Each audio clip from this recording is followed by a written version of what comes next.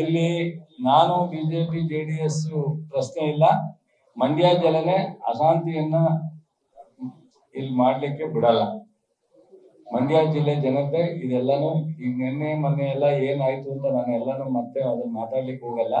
ಈಗ ಬಹಳ ಶಾಂತಿಯಿಂದಿದೆ. ಯಾರ್ಯಾರು ಬಂದಿದ್ರು, ಎಲ್ಲಿಂದ ಬಂದ್ರು, ಯಾರನ್ನ ಕರೆಸಿದ್ರು, ಯಾರು ಮಾತಾಡಿದ್ರು, ಅದನ್ನೆಲ್ಲ ಮಾತಾಡೋ ಅವಶ್ಯಕತೆ ಇಲ್ಲ. ಮಂಡ್ಯ ಜಿಲ್ಲೆಯಲ್ಲಿ ಕೆರೆಗೋಡಲು ಪ್ರಯತ್ನ ಮಾಡಿದ್ರು, ವಿಫಲ ಆಯ್ತು. ನಾಗಮಂಗಲದಲ್ಲಿ ಮಾಡಿದ್ರು, ಒಂದಷ್ಟು ಹಾನಿಗಳಾಗಿ ತೊಂದರೆ ಆಯ್ತು ಜನಕ್ಕೆ. ಆದ್ರೆ ಅದನ್ನು ಮುಂದುವರಿಸಲಿಕ್ಕೆ ಅವ್ರ ಕೆಲವು ಆಗಲಿಲ್ಲ.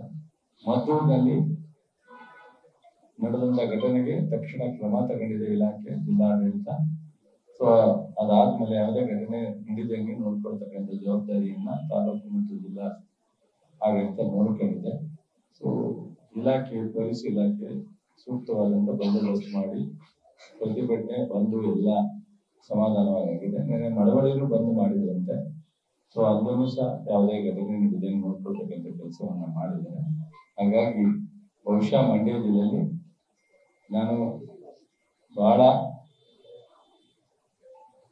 ಕಟ್ಟುನಿಟ್ಟಾದಂತ ಸೂಚನೆಯನ್ನ ಕೊಟ್ಟಿದ್ದೀನಿ. ಮೊನ್ನೆ ಶಾಂತಿ ಸಭೆ ನಮ್ಮ ಜಿಲ್ಲಾಧಿಕಾರಿಗಳು, ಜಿಲ್ಲಾ ಪೊಲೀಸ್ ವರಿಷ್ಠಾಧಿಕಾರಿಗಳ ಇನ್ನು ಮುಂದೆ ಹೆಚ್ಚಿನ ಗಮನ, ಜವಾಬ್ದಾರಿ ಇರಬೇಕು.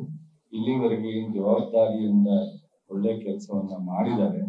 ಈ ಘಟನೆಯಿಂದ ಅವರಿಗೆ, ಜಿಲ್ಲೆಗೆ ಯಾವುದೇ ತರದ ನಮ್ಮ ಸರ್ಕಾರಕ್ಕೆ ಮುಜುಗರ ಆಗತ್ತಿಲ್ಲ. ಇನ್ನು ಮುಂದೆ ಯಾವುದೇ ಸಣ್ಣ ಘಟನೆಯ ನಡೆದು ನೀವು ಜವಾಬ್ದಾರ ಆಗ್ಬೇಕಾಗಿದೆ ಅನ್ನೋದನ್ನು ಹೇಳಿದ್ದೀನಿ.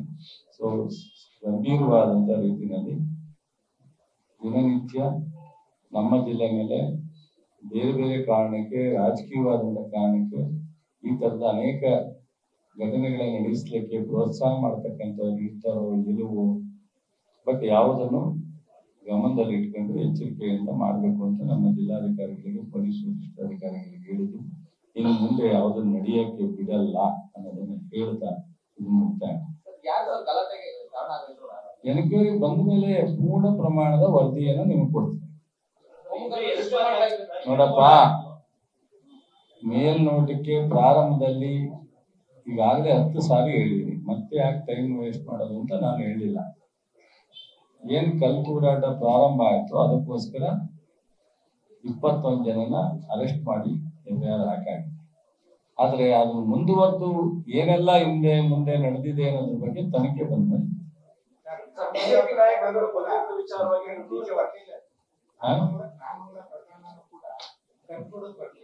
ಯಾಕೆ ಅದೆಲ್ಲ ಆಗಿ FIR ಆಗಿ ಚಾರ್ಜ್ ಶೀಟ್ ಆಗಿ ಕೋರ್ಟ್ ಹಂತದಲ್ಲಿ ಕೋರ್ಟ್ ಹೋಗಿತ್ತು ತನಿಖೆ.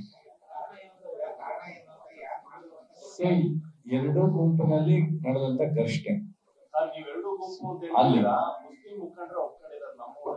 ನಾನ್ ಹೇಳ್ತಾ ನಾಗಮಂಗಲದಲ್ಲಿ ಅವ್ರು ನಾಗಮಂಗಲ ಕೇಳಿದ್ರೆ, ನೀನು ಮೊದಲು ಕೇಳಿದ್ರೆ ನಾನೇನ್ ಹೇಳಿ. ನಾಗಮಂಗಲದಲ್ಲಿ ಎರಡೂ ಗುಂಪಿನ ಮುಂದೆ ಘರ್ಷಣೆ ನಡೆದಿರ್ತಕ್ಕಂಥದ್ದು. ಸೊ ಅವತ್ತಿನ ಕಾಲಕ್ಕೆ ಏನು ಕ್ರಮ ತಗೋಬೇಕು ತಗೊಂಡು ಕೋರ್ಟ್ ಮುಂದೆ ಹೇಳಿ. ಮದ್ದೂರಿನಲ್ಲಿ ಪ್ರಾರಂಭ ಒಂದು ಸಮುದಾಯದಿಂದನೇ ಆಗಿತ್ತು.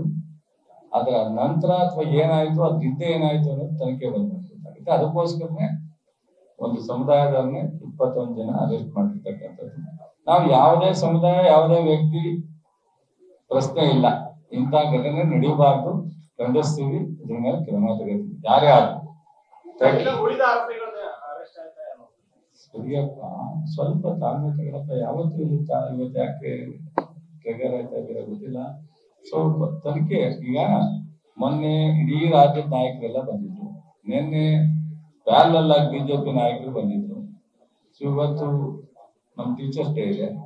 ಇದಾದ್ಮೇಲೆ ಅವರು 2 ದಿವಸದೊಳಗಡೆ ಏನೆಲ್ಲ ತನಿಖೆ ರಿಪೋರ್ಟ್ ನ ಕೊಡಬೇಕು ಅಂತ ಗೃಹ ಸಚಿವರು ಹೇಳಿದ್ದಾರೆ. ನಾನು ಹೇಳಿದ್ದೀನಿ.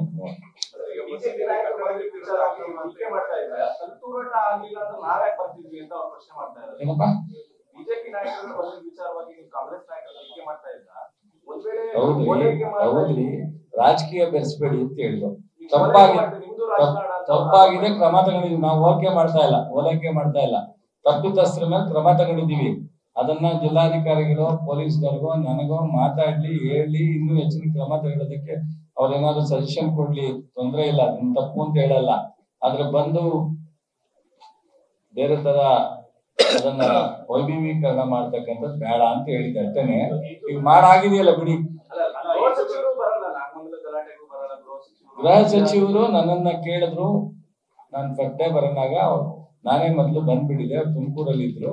ಹಾಗಾಗಿ ನೆಕ್ಸ್ಟ್ ಡೇ ಹೋಗೋಣ ಅಂದ್ರು. ನೆಕ್ಸ್ಟ್ ಡೇ ನಾನು ಚಿಕ್ಕಮಂಗ್ಳೂರ್ಗೆ ಹೋಗಿದ್ದೆ, ನಾನು ಇರ್ಲಿಲ್ಲ. ಅದಾದ್ಮೇಲೆ ಅವ್ರದ್ದು ತಾಲೂಕಿನಲ್ಲಿ 2 ದಿವಸ ಪ್ರತಿಭಟನೆ ಆಯ್ತು. ಈಗ ನಿನ್ನೆ ಗೃಹ ಸಚಿವರು ನಮ್ಮ ಕ್ಯಾಬಿನೆಟ್ ಮೀಟಿಂಗ್ ನಲ್ಲಿ ಮಾತನಾಡಿ ಬರೋ ಅವಶ್ಯಕತೆ ಇದೆಯಾ ಅಂದ್ರು. ಈಗೆಲ್ಲ ತಣ್ಣಗಿರೋದ್ರಿಂದ ಮತ್ತೆ ಬಂದು ಏನೋ ಗೃಹ ಸಚಿವರು ಬಂದ್ರು, ಏನೋ ಅಡಿತಾ ಅದೇ ಅನ್ನೋದನ್ನ ಏನು ಅವಶ್ಯಕತೆ ಇಲ್ಲ. ನೋಡಿ, ಈಗ ನಾನು ಹೋಗಿದ್ದೀನಿ, ಎಲ್ಲ ತಣ್ಣಗಾಗಿದೆ, ಎನ್ಕ್ವೈರಿ ಮಾಡಿದ್ಮೇಲೆ ಏನ್ ಕ್ರಮ ತಗೋಬೇಕು ಅದನ್ನ ನಿಮ್ ಮುಂದೆ ಬಂದಾಗ ಕ್ರಮ ತಗೊಳ್ಳಿ ಅಂತ ಹೇಳಿದೀನಿ. ಗೃಹ ಸಚಿವರು ಬರಬಾರ್ದು ಅಂತೇನಿಲ್ಲ, ಬರ್ಲಿಕ್ಕೆ ರೆಡಿ ಇದ್ರು. ಸೊ ಅದನ್ನ ಏನಿಲ್ಲ.